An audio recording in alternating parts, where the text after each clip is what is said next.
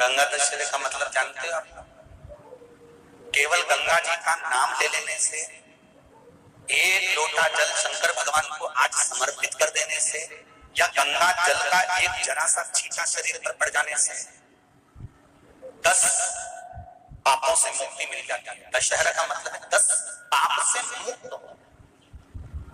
पहला पाप है किसी के घर का बिना पूछे कोई सामान उठाकर हमने भोग कर लिया हो, तो उस पाप से गंगा दशहरे के 10 पाप से मुक्ति दिलाता है गंगा दशहरा। दूसरा, किसी ब्राह्मण किसी गुरुजन को मुख से अपशब्द कह दिया हो, तो आज ही का दिन है जिस दिन पाप कर्म से मुक्ति मिल जाती है। तीसरा, किसी स्त्री को, किसी नारी को, किसी कन्या के प्रति, स्त्री के प्रति, नारी के प्रति अगर गलत सोच लिया हो या गलत कर्म हमने कर दिया हो, तो उस पाप से मुक्ति गंगा दशहरे का दिन दिला देता है। चौथा, रजो धर्म धारण करने वाली नारी, रजस्वला स्त्री के हाथ का बना हुआ अगर हमने भोजन ग्रहण कर लिया है, तो आज गंगा दशहरे का दिन ही ऐसा रहता है जिस दिन उस पाप से हमें मुक्ति मिलती है। पांचवा, किसी के यहाँ सूतक जानते हो सभी लोग, या सावड़।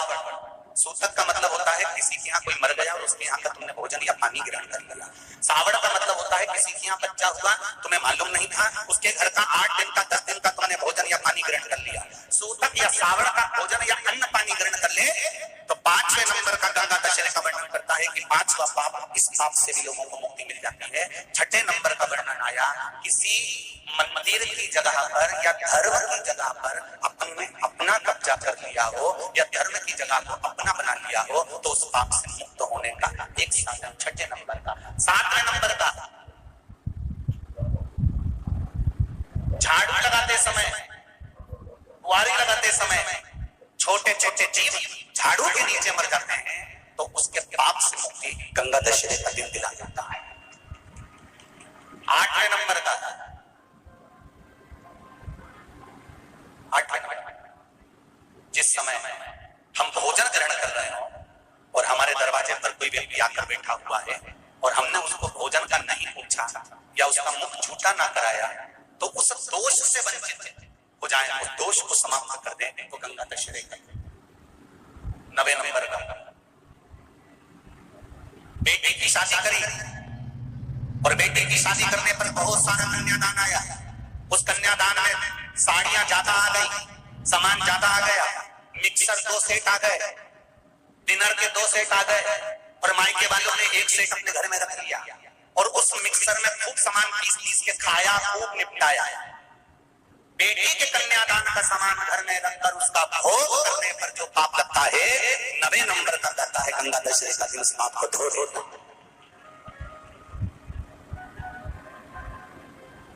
10वें नंबर का महाराज, यदि किसी तीर्थ में जाता था,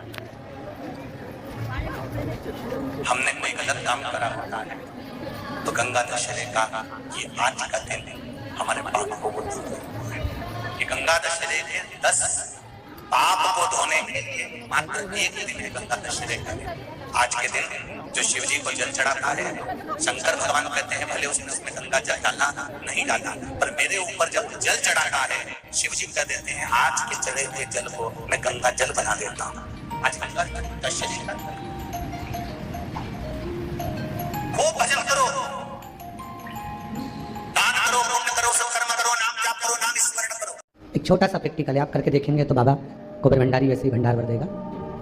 थोड़ा सा प्रयास, अगर आपके सबके घर में गंगा जल है तो एक प्रयास करके देखिए। कोई कार्य के लिए आप जा रहे हैं और वो कार्य अटक रहा है, नहीं हो रहा, बहुत प्रयास कर लिया, बहुत दिन से लगे हुए कि ये काम होना ही चाहिए, ये काम बहुत जरूरी और होना ही चाहिए, नहीं हो रहा। एक कटोरी में गंगा का जल निकाल लीजिए और कटोरी में गंगा का जल निकाल कर तुम्हारे घर में एक सिक्का पड़ा हो, 1 रुपया, 2 रुपया, 5 रुपया, कोई सा भी एक सिक्का पड़ा हो, जो भी सिक्का पड़ा हो, कुंदकेश्वर महादेव का नाम लेकर, जहां परिंडा होता है, पानी का मटका होता है, पितरों का स्थान होता है, हंडा भरते हो, मटका भरते हो, उसके पास में उस कटोरी को रखकर 1 का सिक्का, 2 का सिक्का, 5 का सिक्का, 10 का सिक्का, जो तुम्हारे पास सिक्का पड़ा हो, जो भी तुम्हारे पास पड़ा हो, वो सिक्के को हथेली में लेकर कुंदकेश्वर महादेव का नाम लेकर उस कटोरी में डाल दीजिए और उस जल को नैनों से लगाकर आप काम के लिए निकल जाइए। वो काम आपका सफल होकर ही रहेगा, छूट नहीं सकता। गंगा के जल में वो बल होता है और आप जो सिक्का डाल रहे हो वो ये समझ कर डाले कि कुंदकेश्वर महादेव को मैं गंगा में स्नान करने के लिए, हमारे यहाँ पहले हमने भी देखा, आपने भी देखा होगा, किसी जब बारिश नहीं होती है या कोई काम अटक जाता है जब बारिश, तो क्या करते थे पहले के जमाने में, मंदिर को पैक कर दे, उसमें पानी भर दे शंकर जी के ऊपर। आपने कई जगह देखा होगा,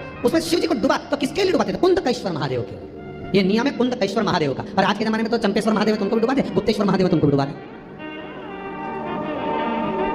ये उनके लिए नहीं है। कुंदकेश्वर महादेव किनका नाम है?